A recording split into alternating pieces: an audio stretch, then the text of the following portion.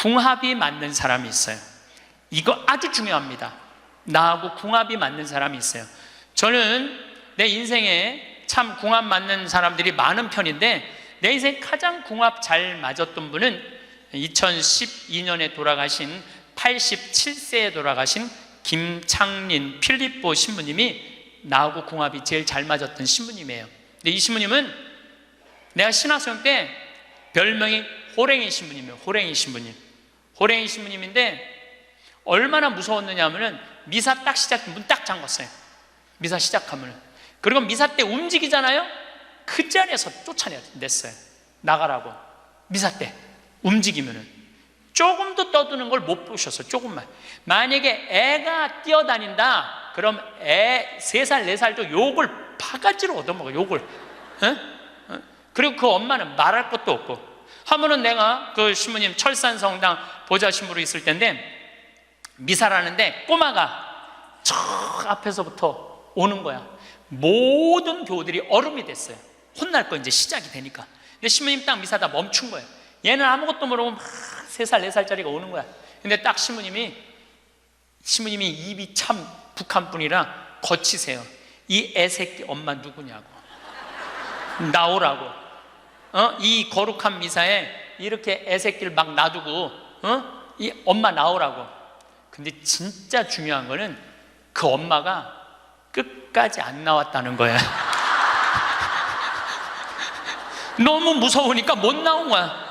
그래서 누가 데리고 나갔느냐면 미사 봉사자가 데리고 나간 거예요. 그래서 그 엄마 1년 동안 뭐라고 그랬냐면, 저거 엄마이길 포기한 인간이라고. 저게 엄마냐고. 그만큼 무서웠어요. 근데 이 신부님은 참 원칙적인 분이세요. 신앙에 애누리가 없는 분이에요. 그리고 내가 보좌 신부 때 이렇게 보면은 판공성사 이제 한참 하잖아요. 그럼 우리 그때는 신자가 14,000명이었어. 그러면은 고해 성사를 주면은 신부님 고해에 들어가면 혼이 나니까 신부님 고해 손 안 들어가는 거예요. 그 내 고해만 나가보면 막 신부님 없어. 그 신부님 기다리다가 딱 나와갖고 이리 와 소리를 질러요. 그럼 저 끝에 있는 사람들이 어쩔 수 없이 가. 신부님 고해서 들어가면 다시 이쪽에 와서 붙는 거야. 내 쪽에 와서. 그래서 내가 하루에 500명씩 성사를 준 적이 있어요. 하루에 500명씩.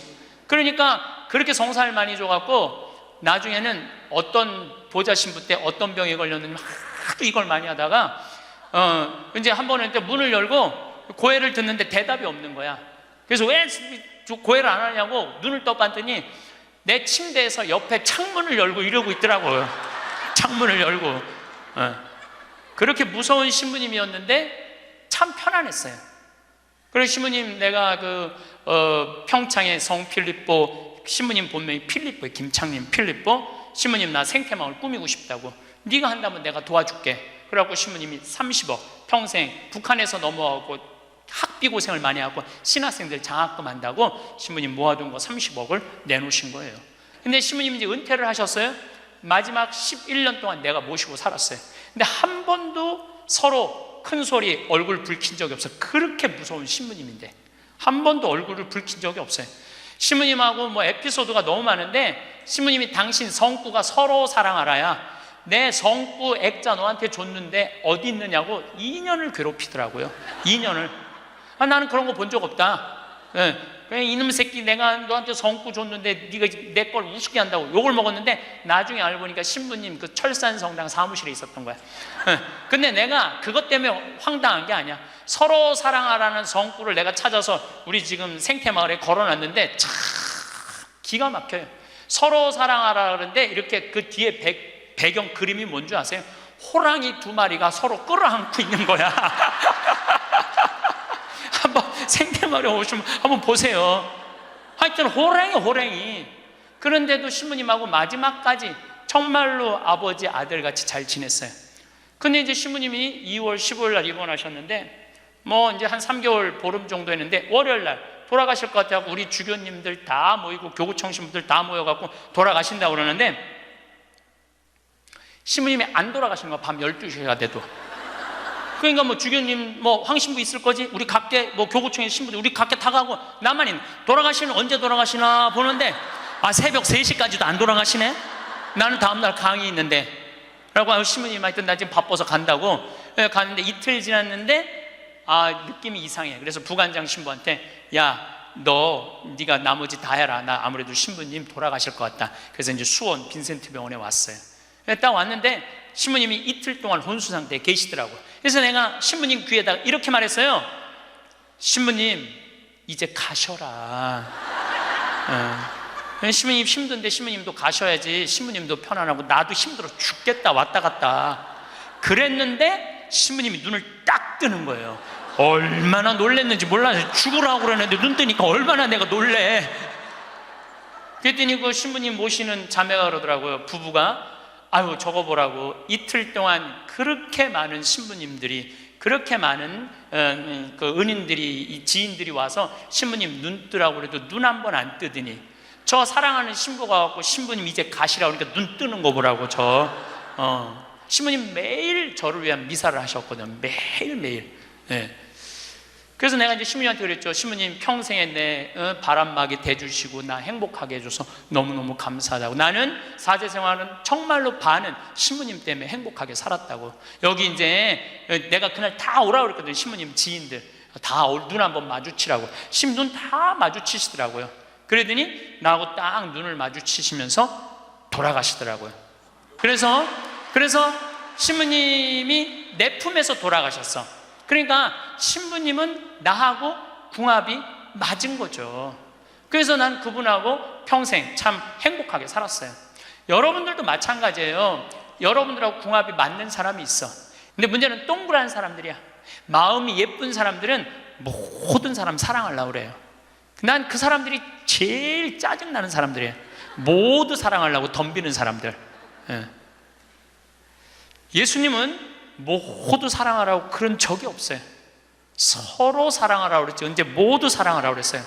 여러분도 오늘 이후부터 서로 사랑하세요. 근데 이 동그란 사람 얘기, 이제 내가 옛날에 화가 나십니까에도 말씀드렸지만, 동그란 사람들은 뭐가 있냐면 예수님 사랑하는 마음이 이쁘니까 남 상처 주는 걸 못해. 왜냐하면 예수님한테 미안하니까 남 상처 주는 걸 못하는 거예요. 동그란 사람이 대림절 맞이하고 예수님 성탄 맞이하고 빠마를 탁 했는데 삐죽한 놈이 와서 한마디 해요.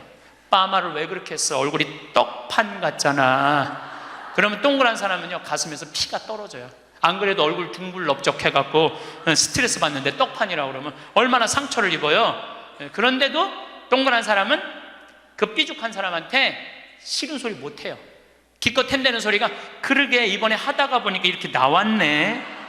다음에 내가 잘할게. 뭘 잘못했다고 다음에 잘한대. 그리고 어디 가서 우느냐면 성당 가서 운다니까요.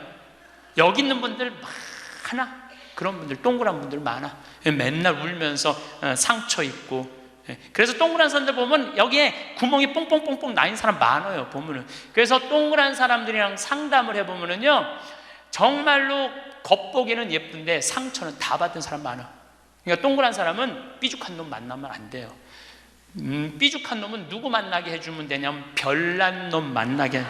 별난. 찔러도 안 찔리는. 파마를 왜 그렇게 해서 얼굴 떡판 같잖아. 그럼 별난 사람은 뭐라고 그러느냐면은 너나 잘하고 다녀. 너나 남 챙겨내지 말고. 그럼 이 사람 상처 안 입어요. 상처 안 입는데 동그란 사람들이 상처를 입는다니까. 그래서 여러분들은 지금 50, 60 되신 분들, 여러분들 앞으로도 50년, 60년 인생 더 살아야 돼요. 미운 사람이랑 뭐하러 힘들게 가요? 내가 마음에 드는 사람, 좋은 사람이랑 가셔야죠. 제가 늘 강의 때 말씀드리지만은 우리가 모든 사람 사랑하기 쉽지 않아요. 그래서 오늘 이후부터, 아까도 제가 멘토 얘기했지만은 우리가 멘토를 잘 만나야 돼요. 그래서 저는 막 보면은 성격 까칠한 사람들 가능한 한 안 만나요. 연락도 안 하고. 내가 좋은 사람들은 난 연락 많이 해요. 전화도 많이 하고 밥도 자주 먹고 참 좋은 것 같아. 우리 나한테 생태마을 꿈이라고 100억 주고, 잠비아에 100억 준 우리 83살 된 우리 은인한, 저는 한 달에 한 번 전화해서 꼭 같이 밥 먹어요. 우리 어머니 아버지도 한 달에 한 번 꼭 같이 밥 먹고. 내가 좋은 사람만 난 전화해서 밥 먹어. 굳이 삐죽한 애 전화해갖고 내가 예수 그리스도 이름으로 저 사람을 사랑하고야 말리라, 난 안 그런다 이거야. 어제는 이제 수원 우리 두 번째 멘토 신부 성당에 가서 강의를 하게 됐는데, 오늘 평화방송 한다고 좀 이렇게 마사지를 받으려고 그랬는데 마사지 예약한 사람이 까먹고 집에 휴가를 가버렸다고 그러더라고요. 그래갖고 이제 직원을 바깥에서 운전하는 직원을 한 30분 정도 기다리는데 그 성균관대학, 수원에 성균관대학이 있는 데인데 그 수많은 젊은 여대생들이 막 지나가더라고요. 그런데 참 슬픈 건지 좋은 건지 모르겠는데 지나만 가지 얼굴이 안 보여. 눈이 이게 침침해갖고요, 이쁜 여자가 안 보여. 이쁜 여자가. 그것도 한편으로는 참 좋다, 그런 생각도 들더라고요. 근데 이제 30분을 내가 길에서 기다리다가 직원이 뭐 때문에 잘못돼갖고 늦게 도착을 했는데 내가 딱 탔는데 우리 직원이 그러는 거예요. 지금 왜 신경질을 안 부리세요? 그러더라고요. 근데 부리고는 싶은데 기운이 없어. 신경질 부릴 기운이 없어. 그래서 나이를 먹는 게 좋은 면도 있구나. 사소한 것에 신경이 점점 멀어지는 참 좋은 것도 있구나, 이런 생각이 들어요. 내가 40이 돼서 제일 감사한 것 중에 하나가 미운 사람이 하나도 없는 거예요. 그리고 미운 사람이 없다 보니까 마음에 평화를 많이 찾게 되더라고요. 근데 문제는 마음에 안 드는 놈들은 너무 많아. 근데 여러분들 인생 살면서 모든 사람들이 마음에 들 수 있을까요? 그건 불가능해요. 왜 불가능하냐면은 보수가 있고 진보가 있고 또 정치에 관심이 있는 사람이 있고 정치에 관심이 없는 사람이 있고 환경에 관심이 있는 사람이 있고 인권에 관심이 있는 사람이 다 달라. 다 달랐는데 어떻게 나하고 생각이 다르다고 미워할 필요까지 있느냐, 이거예요. 그냥 네모난 놈은 네모난 대로, 세모나면 세모난 대로, 동그라면 동그란 대로 인정해 주면 돼요. 그리고 제가 40이 들어서 제일 감사한 것 중에 하나가 30대 때는 일일이 다 지적해주고 가르쳐야지 속이 편했는데 40대는 안 그래요. 왜 안 그러느냐면 귀찮아. 그런 거를 일일이 다 신경 쓴다는 것 자체가 귀찮아요. 그런 것까지 신경 쓰고 살 필요가 없는데 뭐하러 그렇게 세세한 것까지 관심을 갖고 사느냐, 이거예요. 그래서 40 부록이 되면서 유혹도 흔들림도 의심도 별로 없어진 것에 대해서 너무너무 감사하다는 거죠. 50이 지천명이야. 50이 지천명. 50이 되면은 뭐 해야 되느냐면 하늘의 뜻을 아는 나이야. 49까지는 세상에 관심이 많았다면 50부터는 어디에 관심이 많아야 돼? 하늘나라에 관심이 많아야 돼. 여러분들은 49까지는 세상에 속해서 살았어. 세상 일을 많이 하고 살았어요. 그럼 50부터는 이제 내가 이제 어디 갈 거야? 하늘나라 갈 거 아니야? 이제는 갈 날이 점점 다가오잖아요. 그러면 하느님의 뜻을 알라고 해야 되지 않아요? 하느님의 뜻을. 제가 미사 기도문 중에 너무 좋아하는 기도문이 있어요. 하느님 아버지, 성찬의 전례 때예요. 저희가 그리스도의 죽음과 부활을 기념하며 생명의 빵과 구원의 잔을 봉헌하나이다. 또한 저희가 아버지 앞에 나와 봉사하게 하시니 감사하나이다. 많이 들어봤죠? 또한 저희가 아버지 앞에 나와 봉사하게 하시니 감사하나이다. 저는 반장, 부반장, 줄반장도 해봤던 적이 없어요. 우등상도 타봤던 적이 없어요. 내 평생에 1등이라는 건 한 번도 해본 적이 없어요. 1등이라는 건 한 번도 해본 적이 없어요. 그런데 나같이 부족한 인간이 오늘도 이제 미사 같이 봉헌하겠지만은 이 많은 교우들한테 기도를 바쳐 올릴, 또한 아버지 앞에 나와 이 많은 교우들을 위해서 미사 드리게 해주는, 또한 아버지 앞에 나와 봉사하게 해주시니 감사나이다. 난 너무너무 영광스러운 거야. 아버지 일을 하는 것에 대해서 너무 감사하는 거야. 30대 때는 하느님의 이름을 빌려서 내 일을 했어요. 30대 때는 어땠냐, 뭐가 진행이 안 되면 성질을 있는 대로 부렸어요. 30대 때는. 근데 요즘은 막 일이 진행이 안 되잖아요. 그럼 딱 내려놔요. 그리고 이렇게 말합니다. 당신이 원하는 게 아니네. 그거 딱 내려놔요. 당신이 원하는 일이면, 하느님 당신이 원하는 일이면 되겠지. 제가 작년에 잠비아에 가갖고 간호대학 수톱된 걸 보고 저 사는 맛 사는 멋 삼교 한 끼 책 팔은 거 2억 인쇄 내놨다고 그랬잖아요. 그래갖고 교우들한테 1,000만 원씩 30명만 도와달라고 그랬잖아요. 그런데 2월 달에 방송에 나갔는데 4월 마지막 주에 2억 8천이 모인 거야. 2달 만에 2억 8천이. 내가 한번 모금도 나간 적이 없는데 다 전화해서 마지막 토요일에 내가 하느님한테 이렇게 기도했어요. 하느님, 왜 2천만 원이 비냐고. 진짜 그렇게 기도했어요. 진짜. 아니 내가 2억을 내놨으면 당신 3억 내놔야 될 거 아니냐고 그렇게 기도를 했는데, 그날 저녁에 종교도 다른 할머니가 나한테 전화했어요. 신부님, 당신이 기도를 하는 중에 내가 돈이 필요할 것 같아갖고 2천만 원 보냈다는 거예요. 2천만 원.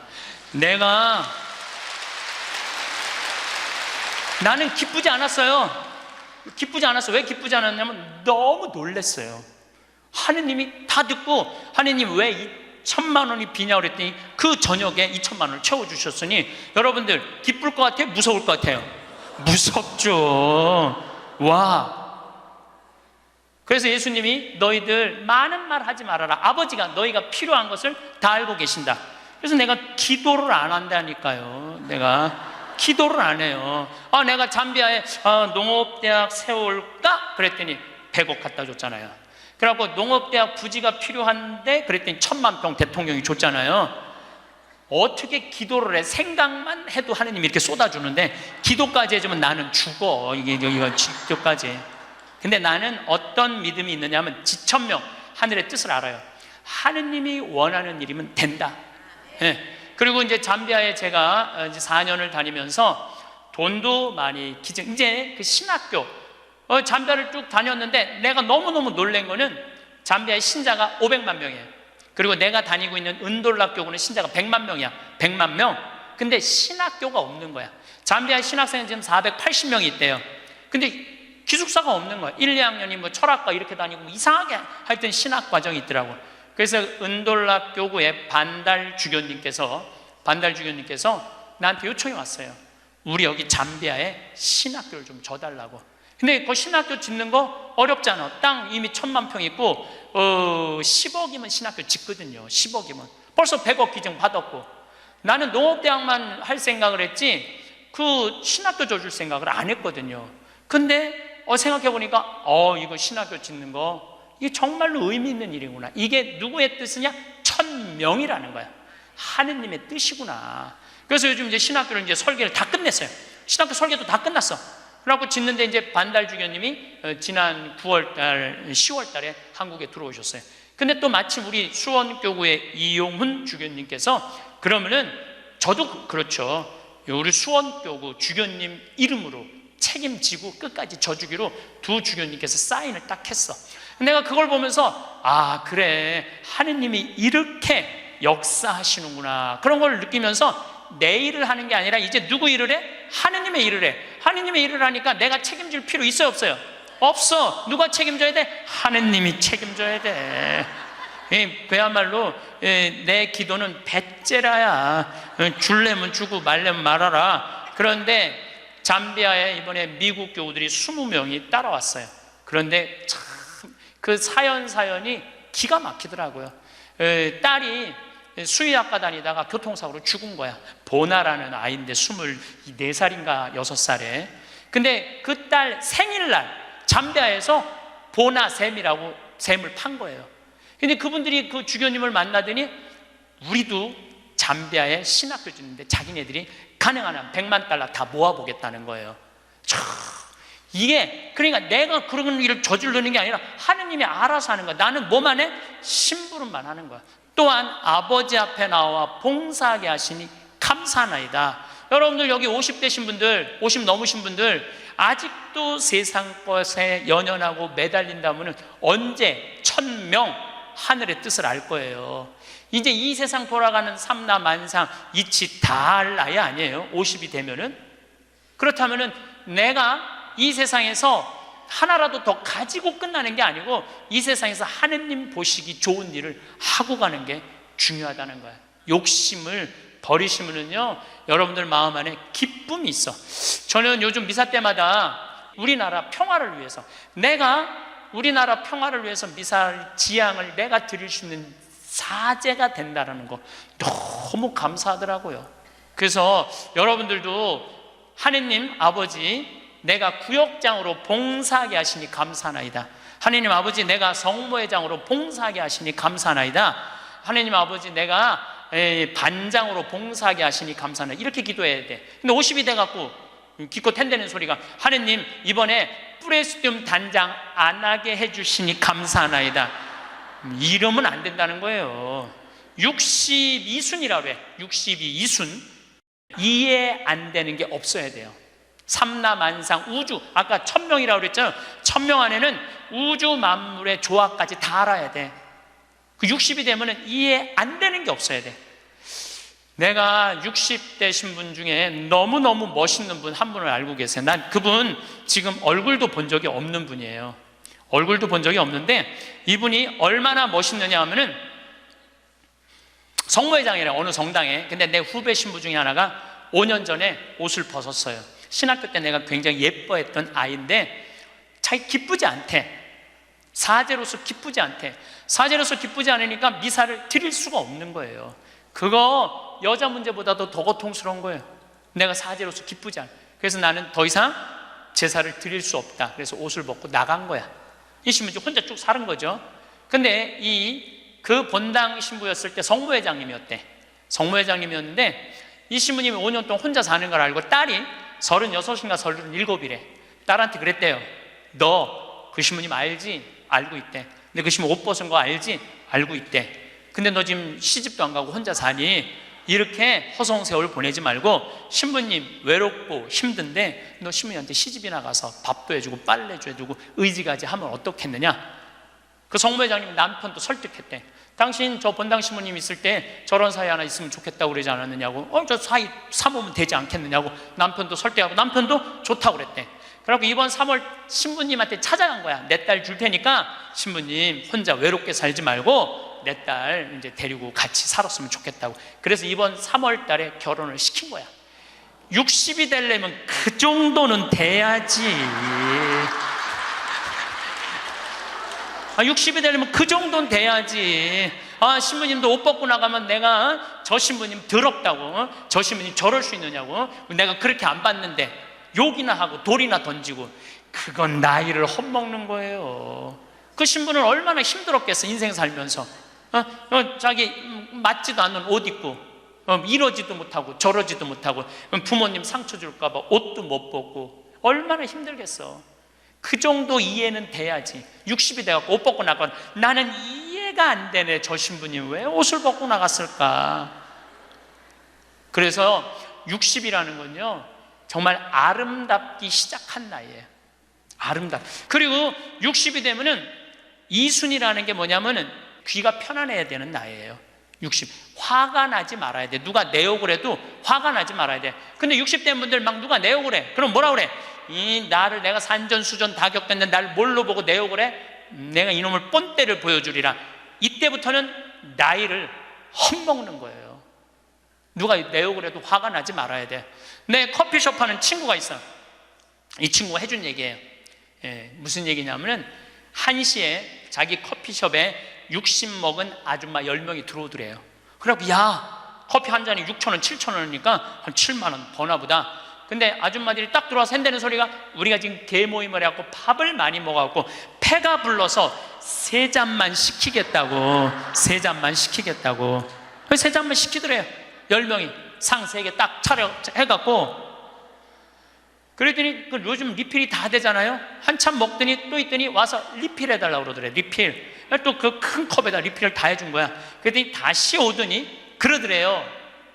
이거 우리 귀양 리필 해준 거 우리 나눠 먹게 잔 좀 더 달라고. 그래갖고 1시부터 3시까지 10명이 3잔 시켜서 온갖 수다 그냥 다 박장대소 하고 막 깔깔거리면서 3잔 값을 내고 나가더래요. 너무 가슴이 아프더래요. 왜냐하면은 전기세도 있고 자리세도 있고 월세도 내야 되는데 저 아줌마들 10명이 들어와서 3잔만 시켜서 먹고 나가 얼마나 가슴이 아픈지 몰라요. 여러분들 돈이 없으면은 막심 골드 그 150원이야. 스틱 커피. 그거 10개 사면 1,500원이야. 그럼 보온병 사다가 종이컵 사다가 종이컵은 안 되지만은 그냥 그 앞에 공원이거든. 그거 먹으면 되지. 왜 그 남의 상처를 이걸 뭐라고 하냐면은 나이 값도 못 한다고 그러는 거야. 늙으려면 어떻게 늙어? 곱게 늙어. 늙으려면 곱게 늙어야 돼. 나이를 먹으려면은 제대로 먹어야 된다는 거예요. 나는 그래서 우리 직원들 장 보러 나갈 때 절대 못 깎게 해요. 돈 못 깎게. 그거 300원, 400원 깎아서 뭐해? 우리 직원이 지난번에 그러더라고. 자기가 저기 막 호박을 20개를 사는데 한 푼도 안 깎길래 하나 더 얹어주더래. 더 얹어주길래 이거 우리 신부님이 깎지 말라고 그런다고. 깎지 말란다고 그래. 나도 농사 짓는 사람이라요. 참 그 농사가 얼마나 어려운데. 할머니들이 두릅 따 갖고 나오고 쑥해 갖고 나오는 거 300원 깎는다, 200원 깎는다 그러다 안 깎아주면 또 그냥 건너 갖고 사고. 돌아다니면서 상처는 다 주고 다녀. 그리고 나 돈 아꼈다고. 참. 그 정도로 200원, 300원 깎고 돈 아낄 정도로 돈이 없으면은 그냥 집에 가만히 앉아 있어. 돌아다니지 말고. 예. 그래서 나이값을 해야 된다는 거예요. 나이값. 늙으려면 어떻게 늙어? 곱게 늙어야 돼. 늙으려면. 저는 60된 여자친구들이 많아요. 진짜로. 근데 60대 분들하고 이렇게 대하면 참 편안해요. 30대, 40대 이 여자들은 불편해. 불편해. 근데 60만 되면은 아주 편안해. 그리고 60이라고 얼굴이 못생긴 것도 아니야. 이뻐 다. 60은 내가 보기에는 아름답기 시작한 나이에요. 아름다운 모습으로 나이를 들어가는 것. 누가 뭐라 그래도 받아들이고 포용할 수 있는 따뜻한 나이가 저는 60이 아닌가 싶어요. 70이 종심소욕 불육이라고 그래요. 뭐라고 하면 70이면 마음을 따른 욕구가 일어나는 마음을 따라도 법의 어긋남이 없는 나이야. 그러니까 내가 한 70 넘은 분이 내가 욕심껏 행동을 해도 그게 법에 어긋나지 말아야 돼. 다시 말해서 좀 쉽게 얘기하면 우리 천주교 교우들 알아듣기 쉽게 말하면 70에 내가 하는 행동이 하느님이 하는 행동하고 똑같아야 돼. 70은. 근데 70된 할머니들 막 잔치집에 갔는데 그냥 부친 게 맛있다고 꼬쟁이에 그 집에 부친 게 남든 모자라든 상관하지 않고 꼬쟁이에 싸갖고 막 그게 이제 늙으려면 곱게 늙으려는 거예요. 그러면 안 된다는 거예요. 70. 불류구라는 게 뭐냐면 자야, 자. 예. 자가 넘침이 없는 거. 우리 요셉 성인을 의인이라고 그러죠? 왜 의인이라고 그러는지 아세요? 목수들은 자가 생명이에요. 그래서 길이가 정확해야 돼. 그래서 목수들은 재판할 때도 누구를 불러냐? 목수를 불러요. 목수를 불러갖고 이 사람이 정확하게 계산한 거냐? 누가 다 계산해줘? 목수들이 계산해줘서 그 의인이야, 의인. 그러니까 어긋남이 없는 거야, 어긋남이. 70이 되면은. 근데 70이 됐는데도 불구하고 욕심을 부리고. 난 70된 할머니들 싸우는 거 많이 봤어요. 우리 생태마을에 노인대학이 많이 오거든요. 그리고 우리 이제 항아리가 거의 1000개 정도 돼요. 항아리가 1000개 정도 되는데 항아리는 열어보면 안 돼요. 그러니까 이제 노인 할머니 한 분이, 내가 들은 얘기야. 할머니 한 분이 와갖고 그 문을 이렇게 걸어두거든요. 근데 문을 열고 들어가더래. 그 항아리 있는 대로. 그래서 봉사자가 할머니 거기 들어가시면 안 돼요. 들은 척도 안 하고 들어가더래. 거기를. 그러더니 이제 항아리를 하나하나 보더래. 그래서 할머니 그 항아리 열어보면 안 돼. 들은 척도 안 하고 항아리를 고무 밴드를 벗기더래. 할머니 그 찍어 먹으면 안 돼요. 들은 척도 안 하고 찍어. 그 항아리 하나 200만 원인데 300만 원인데 그거 하나 거기에 부대기 생기면 누가 책임질 건데. 예. 그래서 우리가 나이를 먹어가면 먹어갈수록 상식이 가득 차야 돼요. 나이가 먹을수록 어린아이가 돼가는 경우가 참 많아요. 근데 공자님이 73살까지 살다가 죽었어. 무슨 얘기냐면은 천지가 80이 넘게 사는데 70까지만 얘기를 하고 죽은 거야. 공자님이 80은 어떻게 살으라고. 그래서 내가 80을 내가 생각을 해봤어요. 80은 뭐 해야 되는 나이냐면은 생생지심의 나이예요. 생생지심. 생생지심이라는 게 뭐냐면은 생명을 사랑하는 나이야. 80은 생명을 사랑하는 나이. 80까지 살면은 여러분들 감사하지 않아요? 감사하죠? 저는 46세 위암 수술을 하고 매년 가을마다 단풍 구경을 가요. 매년 셋째 주 월요일 날 우리 부관장 출신 신부들하고 단풍 구경을 가는데 너무너무 아름답더라고. 그때 내 기도문이 뭐냐면, 하느님, 올해도 단풍을 보게 해주셔서 감사합니다. 이렇게 아름다운 단풍을 보게 해주셔서 감사합니다. 근데 80이 된 분들은 단풍을 몇 번을 보는 거야? 80번을 보는 거 아니에요. 얼마나 감사해. 근데 80 먹은 할머니들 뭐 다리도 아프고 허리도 아프고 뭐 귀찮지. 근데 이렇게 말해요. 아, 늙으면 죽어야 돼. 사는 게 귀찮아. 사는 게 재미가 하나도 없어. 내가 인생 살아보니까 믿을 놈 한 놈도 없어. 머리 검은 짐승한테는 잘해주는 게 아니야. 80 먹은 할머니가 이렇게 부정적인 얘기를 하면은요, 이 할머니는 인생을 실패한 할머니예요. 실패한 거 아니에요? 생명을 사랑하는 나이에 오늘도 이렇게 하루를 나한테 선물로 주신 하느님한테 감사하다고. 진달래를 보면 이번에도 한 번 더 이 아름다운 진달래를 보게 해주셔서 감사하다고. 단풍을 보면 이 아름다운 단풍을 한 번 더 보게 해주셔서 감사하다고. 살아있음에 대해서 감사하고,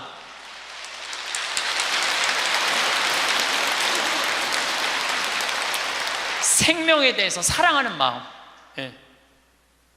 저는 우리 요즘 대리임 때 우리 직원들 마니또를 해요. 작년에 느닷없이 마니또를 하자고 그러더라고요.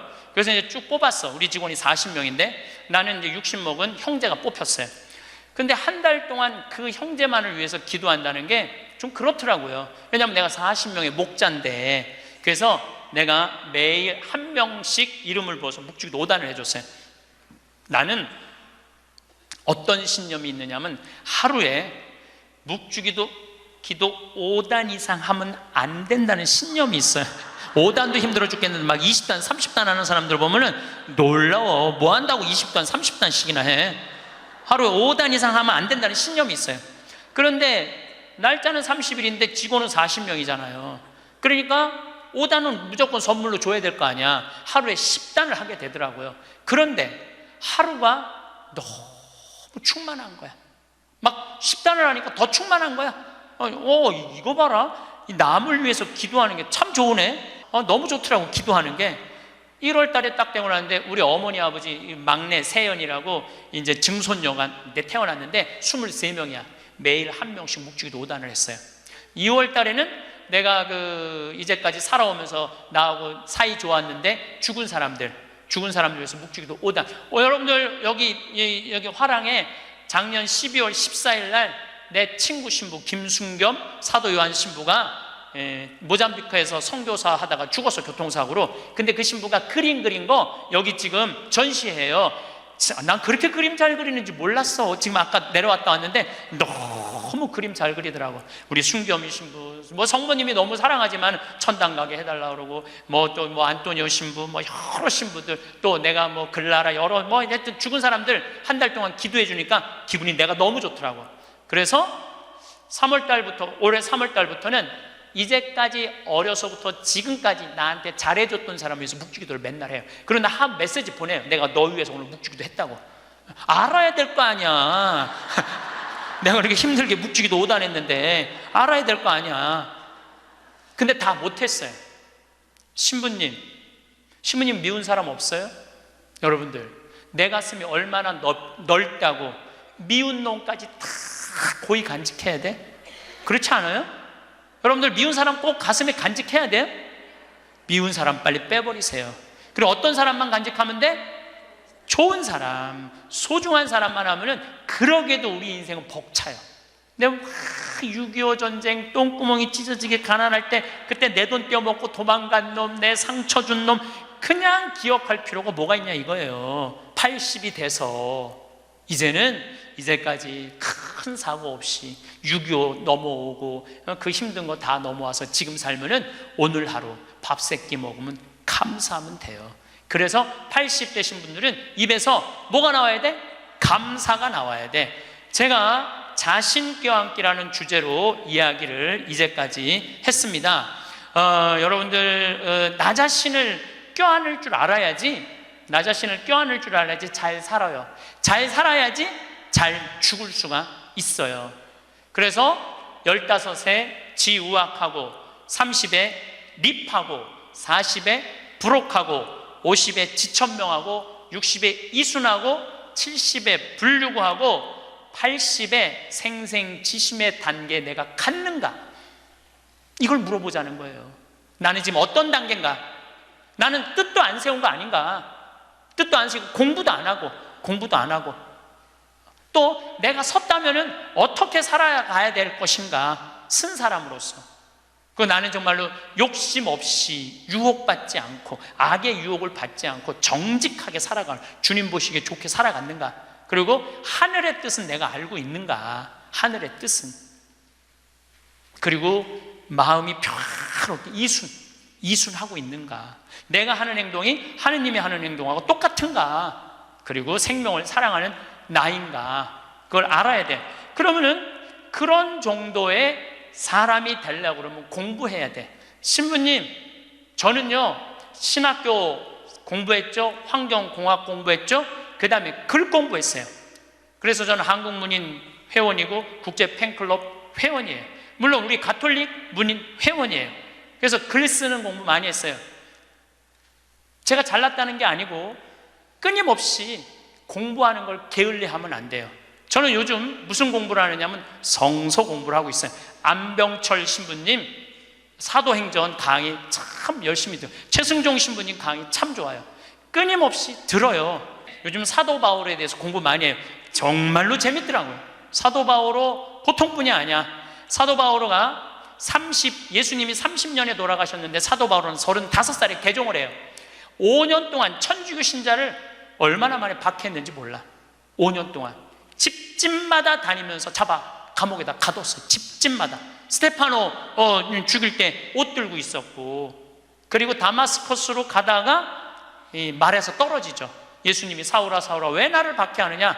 그리고 35년서부터 45년까지 10년 동안 돌을 닦아요. 돌을. 그리고 바오로 사도는 안티오키아 교회를 바르나바 사도하고 세우면서 46년부터 1차 선교, 2차 선교, 3차 선교, 4차 선교, 마지막 로마까지 가는, 그래갖고 64년에 죽어요. 그러니까 거의 60살 정도, 30년 동안 하느님 일하다가 죽어. 33년 정확하게 33년. 내가 신학교 때 이런 거 몰랐어요. 요즘 공부하면서 알아. 공부하면서 너무 재밌더라고. 신부님은 팔자가 좋아갖고 대학 다니고 싶으면 대학 다니고, 대학원 다니고 싶으면 대학 다니고, 그 다음에 무슨 교수한테 글 배우고 싶으면 글 배우고. 신부님 팔자가 좋죠. 여러분들, 내가 팔자가 좋은 게 아니에요. 여러분들도 얼마든지 배울 수가 있어. 내가 지금 왜 이 핸드폰을 들고 왔다 갔다 하느냐면은 여기에 대학이 들어있어요. 여기 유튜브를 통해서 모든 교수들 강의를 다 들을 수 있어요. 주옥 같은 강의가 다 들어있어요. 역사를 배우고 싶으면 역사를 치면 나오고, 철학을 배우고 싶으면 철학을 나오고, 성서를 치면 성서가 나오고, 그냥 너무너무 많아. 여기 휴대폰에 이거 맨날 메시지하고 전화 받는 걸로 하지 말고, 신부님 이거 어떻게 찾아요? 손자들한테 해달라고 그래. 손자들한테 이렇게 얘기하세요. 그게 손자들 교육이에요. 얘야, 나 소크라테스 변론이라는 거 듣고 싶은데, 변론이라는 걸 듣고 싶은데 이거 좀 내가 누르면 바로 나오게 해줘라. 그럼 걔 그거 찾아서 걔도 공부해. 맨날 게임만 하다가 할머니가 이거 좀 깔아달라고 그러면 걔 기가 막히게 깔아줘요. 누르면 나와. 누르면. 결국은 내가 서야 돼. 내가 깨우쳐야 돼. 배우고 익히니 이 또한 기쁘지 아니한가? 라는 우리 공자님 말씀대로 저는 여러분들이 공부했으면 좋겠어요. 공부를 하면은요, 소크라테스 말씀처럼 지식은 덕으로 가고 덕은 곧 행복으로 이어진다는 거예요. 그래서 우리 교우들 열심히 공부하셔서 조금 더 성숙한 사람으로 변화돼 나갔으면 좋겠어요. 행복은 곧 힘입니다. 더 정확히 말하면 행복이 곧 경쟁력이 된 시대입니다. 마음이 편안한 사람이 더 좋은 결정을 내리고 더 좋은 관계를 만들고 더 좋은 결과를 만들어냅니다. 이것은 단순히 기분 좋게 사는 것을 넘어서 실제로 삶을 더 잘 살아갈 수 있는 힘을 갖추는 것입니다.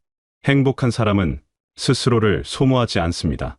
이것이 가장 중요한 차이입니다. 불행한 사람은 자기 자신과 싸우며 살아갑니다. 자신을 탓하고 자신에게 화를 내고 스스로에게 가혹합니다.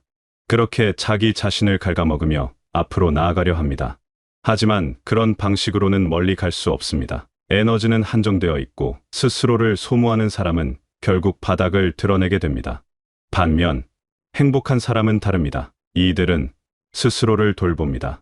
피곤하면 쉬고 힘들면 멈춥니다. 자신의 감정을 인정하고 필요한 것을 챙깁니다. 이것이 나약함이 아니라는 것을 알기 때문입니다. 오히려 이것이 계속 나아가기 위한 방법이라는 것을 압니다. 마치 긴 여행을 떠날 때 중간중간 휴게소에서 쉬어가는 것처럼 삶도 그렇게 쉬어가며 나아가야 한다는 것을 이해합니다. 쉬는 것이 게으른 것이 아니라 더 오래, 더 건강하게 가기 위한 준비라는 것을 깨닫습니다. 행복한 사람은 감사하는 습관을 가지고 있습니다. 작은 것에도 고마워할 줄 압니다. 아침에 눈을 뜨는 것, 따뜻한 햇살, 맛있는 음식, 편안한 잠자리, 이런 것들이 당연하지 않다는 것을 압니다. 그래서 매일매일이 선물처럼 느껴집니다. 이런 마음은 삶을 풍요롭게 만듭니다. 같은 하루를 살아도 감사하는 사람은 더 많은 것을 느끼고 더 많은 것을 누립니다. 똑같은 아침 식사를 해도 똑같은 거리를 걸어도 감사하는 마음이 있으면 그 안에서 더 많은 기쁨을 찾아냅니다. 관계도 다릅니다. 행복한 사람은 다른 사람을 공격하지 않습니다. 자신이 충만하기 때문에 남을 깎아내릴 필요가 없습니다. 대신 다른 사람의 성공을 함께 기뻐하고 다른 사람의 아픔을 함께 슬퍼합니다. 이런 사람 곁에는 자연스럽게 사람들이 모입니다. 좋은 관계는 또 다른 행복을 만들어내고 그 행복은 다시 더 좋은 관계를 만들어냅니다. 이렇게 선순환이 일어납니다. 행복한 사람 주변에는 따뜻한 기운이 흐르고 그 기운이 더 많은 사람들을 끌어당깁니다. 이런 모든 것들이 결국 지속 가능한 성공으로 이어집니다. 지속 가능하다는 말이 중요합니다. 한순간 반짝하고 사라지는 성공이 아니라 오래도록 계속되는 성공. 일시적으로 높이 올라갔다가 추락하는 것이 아니라 천천히 꾸준히 올라가는 것. 그것이 진짜 성공입니다. 그리고 그런 성공은 행복한 마음에서만 가능합니다. 불행한 마음으로 이룬 성공은 오래가지 못합니다. 그것은 마치 모래 위에 세운 집과 같습니다. 언뜻 보기엔 멋져 보이지만 파도가 치면 무너져 버립니다. 억지로 견디며 이룬 것들은 결국 무너집니다. 마음이 버티지 못하기 때문입니다. 몸도 버티지 못하기 때문입니다. 관계도 버티지 못하기 때문입니다. 모든 것이 긴장 상태에서 만들어졌기 때문에 그 긴장이 풀리는 순간 함께 무너져 내립니다. 하지만 행복한 마음으로 이룬 것은 다릅니다. 그것은 단단한 바위 위에 세운 집과 같습니다. 바람이 불어도 비가 내려도 흔들리지 않습니다. 왜냐하면 그 밑바탕이 튼튼하기 때문입니다. 행복이라는 단단한 기초 위에 세워진 성공은 무너지지 않습니다. 설령 어려움이 와도 그것을 이겨낼 수 있는 힘이 그 안에 있습니다. 많은 분들이 아직도 행복을 미루고 있습니다. 일이 끝나면, 돈을 좀 더 벌면, 상황이 나아지면 그때 행복해지겠다고 생각합니다. 하지만 그때는 오지 않습니다. 항상 새로운 일이 생기고 항상 돈은 부족하고 항상 상황은 완벽하지 않습니다. 행복을 미루는 것은 삶을 미루는 것과 같습니다. 오늘 행복하지 않으면 내일도 행복하지 않습니다. 행복은 조건이 갖춰져야 오는 것이 아니라 마음먹기에 달린 것이기 때문입니다. 지금 이 순간이 행복해져야 합니다. 완벽하지 않아도 괜찮습니다. 모든 것이 갖춰지지 않았어도 괜찮습니다. 지금 있는 것들로 행복해질 수 있습니다. 아니, 지금 있는 것들로 행복해져야 합니다. 그것이 앞으로 나아갈 수 있는 유일한 방법이기 때문입니다. 지금 이 순간을 소중히 여기고 지금 가진 것에 감사하는 것부터 시작해야 합니다. 시대는 바뀌었습니다. 성공이 행복을 만드는 시대에서 행복이 성공을 만드는 시대로 완전히 전환되었습니다. 이것은 단순히 살아가는 방식의 변화가 아니라 가치관의 전환입니다. 무엇이 진짜 중요한지, 무엇을 먼저 챙겨야 하는지, 어떻게 살아야 잘 사는 것인지에 대한 근본적인 변화입니다. 과거에는 성공이 목표였습니다. 모두가 성공을 향해 달려갔고 성공하기 위해 많은 것을 포기했습니다. 건강도, 관계도, 마음의 평화도 뒤로 미뤘습니다. 언젠가 성공하면 다 돌아올 거라고 믿으면서 말입니다. 하지만 성공한 많은 사람들이 알게 되었습니다. 성공했다고 자동으로 행복해지지는 않는다는 것을. 오히려 성공을 위해 포기했던 것들이 얼마나 소중했는지 그것들을 잃고 나서야 깨닫게 되었습니다. 건강을 잃고 관계를 잃고 마음의 평화를 잃은 후에야 그것들의 가치를 알게 되었습니다. 새로운 시대는 다릅니다. 이제는 행복이 출발점입니다. 행복한 마음으로 시작해야 좋은 결과가 나옵니다. 행복한 상태에서 일해야 좋은 성과가 나옵니다. 행복한 관계 속에서 살아야 더 큰 것을 이룰 수 있습니다. 행복은 더 이상 도착지가 아니라 출발점입니다. 여정의 끝이 아니라 시작입니다. 행복이 있어야 모든 것이 시작됩니다. 이 변화를 받아들이는 것이 쉽지 않을 수 있습니다. 우리는 다른 방식으로 살아왔으니까요. 참고 견디는 것이 미덕이라고 배웠고 고통을 이겨내는 것이 강함이라고 배웠습니다. 하지만 이제는 달라져야 합니다. 참고 견디기보다는 즐기고 누려야 합니다. 고통을 이겨내기보다는 행복을 만들어가야 합니다. 강함의 정의 자체가 바뀌었습니다.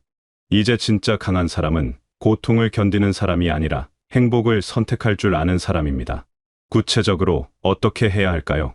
먼저 작은 것부터 시작하면 됩니다. 매일 아침 눈을 뜨면서 감사한 것 3가지를 떠올려 보세요. 하루 중 한 번은 자신에게 친절한 말을 건네보세요. 힘들 때 스스로에게 수고했다고, 잘하고 있다고 말해주세요. 이런 작은 것들이 모여서 큰 변화를 만들어냅니다. 처음엔 어색하고 이상하게 느껴질 수 있습니다. 하지만 계속하다 보면 자연스러워집니다. 그리고 어느 순간 그것이 삶을 바꾸고 있다는 것을 느끼게 됩니다. 자신을 돌보는 시간을 가지세요. 하루에 10분이라도 좋습니다. 그 시간만큼은 온전히 자신만을 위한 시간으로 만드세요. 좋아하는 것을 하거나 편안하게 쉬거나 그냥 아무것도 하지 않아도 좋습니다. 중요한 것은 그 시간이 자신을 위한 시간이라는 것입니다. 다른 누구도 아닌 나를 위한 시간. 그런 시간이 매일 조금씩이라도 있어야 합니다. 다른 사람과의 관계도 돌아봐야 합니다. 나를 지치게 만드는 관계는 정리하고 나를 행복하게 만드는 관계에 더 많은 시간을 쏟으세요. 모든 사람을 다 만족시킬 수는 없습니다. 그럴 필요도 없습니다. 진심으로 나를 아끼는 사람들, 내가 진심으로 아끼는 사람들과의 관계를 소중히 하는 것으로 충분합니다. 관계의 질이 삶의 질을 결정합니다. 좋은 관계 속에서는 행복이 자라나고 나쁜 관계 속에서는 불행이 자라납니다. 완벽하지 않아도 괜찮다는 것을 받아들이세요. 모든 것을 완벽하게 하려고 하면 지칩니다. 70%만 해도 충분합니다. 나머지 30%는 여유로 남겨두세요. 그 여유가 행복을 만들어냅니다. 여유가 있어야 웃을 수 있고, 여유가 있어야 즐길 수 있고, 여유가 있어야 감사할 수 있습니다. 빈틈없이 완벽한 삶은 숨이 막힙니다. 조금 부족하고 조금 느슨한 삶이 오히려 더 건강합니다. 실수해도 괜찮습니다. 실수는 배움의 기회입니다. 자신을 너무 몰아세우지 마세요. 완벽한 사람은 없습니다. 누구나 실수하고 넘어지고 다시 일어납니다. 중요한 것은 실수했을 때 자신을 어떻게 대하느냐입니다. 자신을 공격하지 말고 대신 격려하고 위로하세요. 실수한 자신을 꾸짖는 대신 다시 일어선 자신을 칭찬하세요. 비교하지 마세요. 남의 삶과 내 삶을 비교하면 불행해집니다. 누구나 각자의 속도로 각자의 길을 갑니다. 남보다 빠르거나 느린 것은 중요하지 않습니다. 중요한 것은 내가 지금 행복한지, 내가 지금 의미 있는 삶을 살고 있는지입니다. 다른 사람의 겉모습만 보고 부러워하지 마세요. 모든 사람에게는 보이지 않는 고민과 어려움이 있습니다. 건강도 잊지 마세요. 몸이 건강해야 마음도 건강합니다. 잘 먹고, 잘 자고, 적당히 움직이세요. 이런 기본적인 것들이 행복의 기초를 만듭니다. 몸이 피곤하면 마음도 지칩니다. 몸을 돌보는 것은 나를 사랑하는 첫걸음입니다. 건강한 몸에서 건강한 생각이 나오고 건강한 생각에서 행복한 마음이 나옵니다. 무엇보다 지금을 살아가세요. 과거를 후회하거나 미래를 걱정하는데 너무 많은 시간을 쓰지 마세요. 과거는 이미 지나갔고 미래는 아직 오지 않았습니다. 우리가 살 수 있는 것은 오직 지금뿐입니다. 지금 이 순간을 충분히 느끼고 충분히 누리세요. 바로 이 순간이 인생입니다. 지금이 아니면 언제 행복할 것입니까? 이 모든 것들이 쌓이면 행복한 삶이 됩니다. 그리고 그 행복한 삶 속에서 자연스럽게 좋은 일들이 일어납니다. 좋은 사람들을 만나고 좋은 기회가 오고 좋은 결과가 따라옵니다. 이것이 바로 행복이 성공을 만드는 방식입니다. 억지로 만드는 것이 아니라 자연스럽게 흘러가는 것입니다. 시대가 우리에게 요구하는 것이 바뀌었습니다. 더 이상 고통을 견디는 사람이 아니라 행복을 만들어가는 사람이 되어야 합니다. 더 이상 자신을 희생하는 사람이 아니라 자신을 소중히 여기는 사람이 되어야 합니다. 더 이상 미래를 위해 현재를 포기하는 사람이 아니라 현재를 행복하게 살면서 미래를 준비하는 사람이 되어야 합니다. 이것은 어려운 일이 아닙니다. 사실 이것은 원래 우리가 해야 했던 일입니다. 단지 잊고 있었을 뿐입니다. 행복하게 사는 것이 우리의 권리이자 책임입니다. 자신을 돌보는 것이 이기적인 것이 아니라 필수적인 것입니다. 지금 이 순간을 즐기는 것이 나태한 것이 아니라 지혜로운 것입니다. 여러분은 지금까지 충분히 열심히 살아왔습니다. 충분히 노력했고, 충분히 견뎠고, 충분히 애썼습니다. 이제는 조금 다르게 살아도 됩니다. 조금 더 편하게, 조금 더 행복하게, 조금 더 자신에게 친절하게 살아도 됩니다. 그것이 새로운 시대가 요구하는 방식이고, 그것이 더 나은 결과를 만드는 방법입니다. 행복은 먼 곳에 있지 않습니다. 거창한 무언가를 이뤄야만 얻을 수 있는 것도 아닙니다. 행복은 바로 지금, 여기, 여러분의 마음속에 있습니다. 단지 그것을 발견하고, 키우고, 지켜나가면 됩니다. 그러면 삶이 달라집니다. 같은 하루를 살아도 다르게 느껴집니다. 같은 일을 해도 다른 결과가 나옵니다. 시대는 이미 바뀌었습니다. 이제는 여러분이 바뀔 차례입니다. 행복을 미루지 마세요. 행복을 나중으로 미루는 것은 삶을 나중으로 미루는 것과 같습니다. 지금 이 순간부터 행복해지세요. 작은 것부터 시작하세요. 그러면 큰 변화가 일어날 것입니다. 여러분은 그럴 자격이 있습니다. 행복할 자격, 편안할 자격, 사랑받을 자격이 있습니다.